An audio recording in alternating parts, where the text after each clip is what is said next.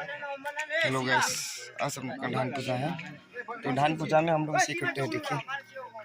मतलब नया धान पूजा है तो हम लोग का आज का दिन, तो हम लोग एक रुक्मी आने के लिए ना इसे हलाल करते हैं। देखिए, कावड़ी भी कर सकते हैं, गाँव जो भी कर सकते हैं। एक साल में एक बार ऐसे करते हैं।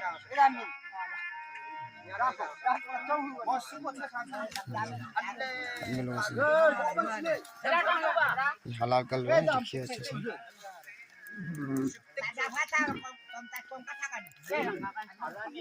तो ये बुरा लोग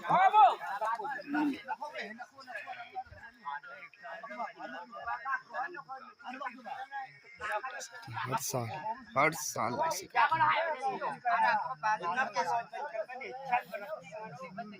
इसको हम लोग हरोंग बोलते हैं। हम लोग का भाषा से हरोंग बोलते हैं।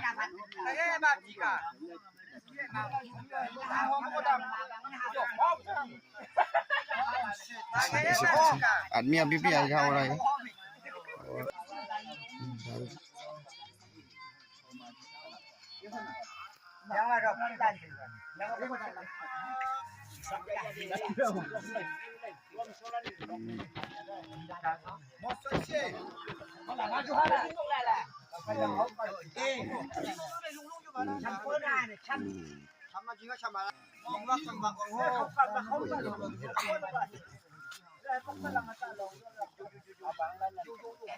Aku dah sok tahan sih.